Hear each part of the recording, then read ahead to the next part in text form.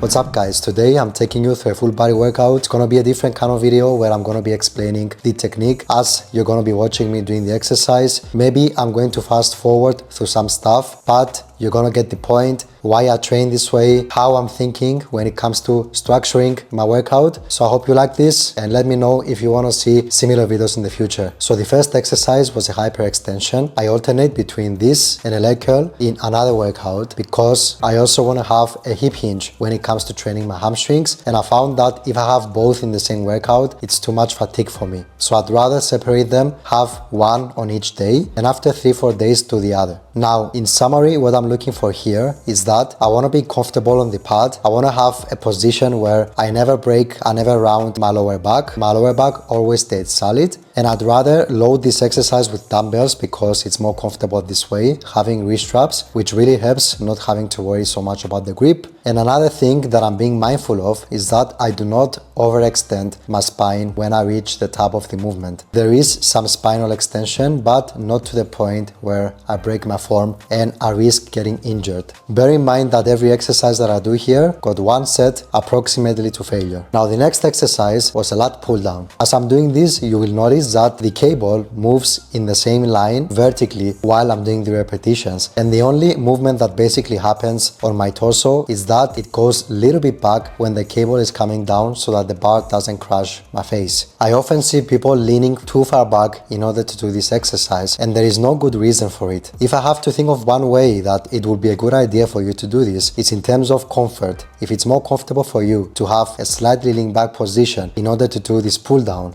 then fine. Otherwise, you don't have to lean that far back in order to do this exercise. Now, in summary, what I'm thinking when I'm doing this is that I'm breaking my elbows and I'm slowly trying to bring my triceps to the sides of my body while keeping my wrist in a neutral position. If it helps, you can check how my shoulder moves when I'm doing the exercise, and you can pretty much understand what kind of movement is being done throughout the repetitions. Now, the next exercise is the hammer strength row. As you can see here, I'm positioning myself a little bit high because I want to grab the handles at a point where my shoulders are not elevated. So it's the same philosophy as when I was doing a pull down here, that the only thing you will see moving here is my shoulders. So my shoulders are reaching forward when I'm starting my repetitions, which puts them in a flexed position, and my scapula is protracted. And as I'm pulling back, I'm thinking that I'm keeping my chest out against the chest pad, and my shoulders are extending with my elbows coming a little bit far back just to get a nice scapular retraction to train the muscles of the upper back. Now bear in mind that you will perform this in your own comfort levels. You will take your elbows as far as you're comfortable, and then you go back and you repeat. Now if you don't have a chest supported row machine, you can use dumbbells, you can use a barbell, you can also use a cable, depending on what's available for you and based on your own preferences when it comes to training. The next exercise is a decline chest press. Now not every gym has this machine, so I won't be commenting much when it comes to this exercise. Bear in mind that it's an excellent triceps blaster due to the way the machine is designed, which challenges the elbow extension a lot. If you're looking for something similar when it comes to blasting the triceps, you can do some kind of dip movement such as machine dips or bodyweight dips, and it's up to you whether or not you want to add extra weight when it comes to that exercise. Just to do a little catch up, the exercises done up until now is a hyperextension, which worked the hamstrings, glutes, lower back, a pull down, which mainly focused on the lats, a chest supported row, which worked the arm weights, the traps, the real dead weights, and some lats as well, the decline press, which worked mainly the triceps, some chest, and the front deltoids. So up until this point, I've covered a great deal when it comes to the muscle groups on my body. At this point, if you're doing something similar, you could add a shoulder press in order to get some more deltoids, but in my case, it is time for some leg extensions in order to get some quadriceps. So when it comes to the leg extensions, I suggest you take your time performing your repetitions. The reason I'm saying this is that I've seen many people rushing into it, slapping too much weight, and then getting injured when it comes to this. So it's better to slow it down a little bit and be in control of the movement. Make sure that you're lifting the weight with your quadriceps, with your muscles, and that the weight is not applying pressure to your joints, which may cause potential problems to your knees. Now, I ended up doing a lot of repetitions when it comes to this exercise, but the set was definitely worth it. I find that the leg extension is a perfect way to train your quadriceps because it isolates them, and it's It's a very simple movement when done correctly. So you pretty much get to blast your quadriceps without doing a crazy setup. And the reason pretty much to explain here when it comes to the technique, I make sure that the lower pad is above my shoe. Do not position that pad too high on your lower leg, just high enough where you feel comfort relative to where the rest of your body is positioned on the machine. Now, if I'm not mistaken, every leg extension machine has a little sign that says joint center, where it's basically where you will position your knees during the exercise. The next exercise is a hip adduction. Now, when it comes to the adductors, I like to give some extra love because bigger adductors means bigger legs overall. So it doesn't hurt to add an extra 1.5, let's say, minutes to a workout doing one intense set of adductors to isolate that muscle group and work it. Not many things to explain here. You can go heavy to the point where it's challenging, but be very careful that you don't pull a muscle there when it comes to starting the exercise and when it comes to letting your adductors stretch back. And that's pretty much it when it comes to this exercise. Up next, we have some lateral raises. I have this nice machine here and it's very comfortable because I can just stand there, pick up the handles and do the exercise just like that. You can also do this with dumbbells. You can also do this with cables. There is plenty of options when it comes to this. The only challenge that there is with the dumbbells is that maybe it will be a little bit difficult when it comes to progressing your weight, because when you're using the dumbbells, even 1 kilo difference can be a lot when it comes to increasing the weight, but nevertheless they are a solid option as well. So as I'm picking the handles, I'm making sure that the stack doesn't touch all the way down. So I stop right before the stack touches below so that I can keep my shoulders contracting against resistance. And then I go up to the point where you see me stopping and I keep repeating this until I can no longer do another repetition. Now you can basically try the same thing with the dumbbells. So have you just replaced these handles with dumbbells, you can pretty much understand how my hands are moving when I'm doing this exercise. There is no other movement. I'm not moving my torso. I'm not swinging anything. It's just my arms going up and down and my shoulders abducting. If you didn't get it, that was a message for you not to ego lift, especially when it comes to this exercise. I don't want you pulling a shoulder there. And let's move on to the final exercise, some calf raises. Now I ended up doing 2 sets here because I miscalculated the first set when it comes to the weight and I kind of messed it up. So right now I'm only going to show the second set just to keep this video short. And all I'm looking for here is getting a position where the only thing I'm doing is raising my heels against resistance. I'm gonna guess that most gyms do not have such machine, but you can also do a standing calf raise. You can do calf raise on a leg press. There are plenty of other options to train your calves. Now, there aren't many things to explain here. I just like to spend some time in a stretched position here, maybe 3 seconds, and then raise my heels a little bit slowly, then come back to the standing position, spend some time on the stretch again, and again, it's the same philosophy. I keep repeating this until I cannot do it anymore. And that was the full body workout. Of course, you can add other stuff, you can remove some stuff. I'm tailoring the workouts based on my own needs. One message that I want you to get from this workout is that you can be critical thinkers when it comes to designing your own workout. You can try and understand, after some time of course, what you need, what you don't need, and you can pretty much tailor your workouts when it comes to these needs. So don't be afraid to try things, always within reason. You can use what I say and what I show here as a guideline when it comes to performing your exercises in order to increase the longevity of your training,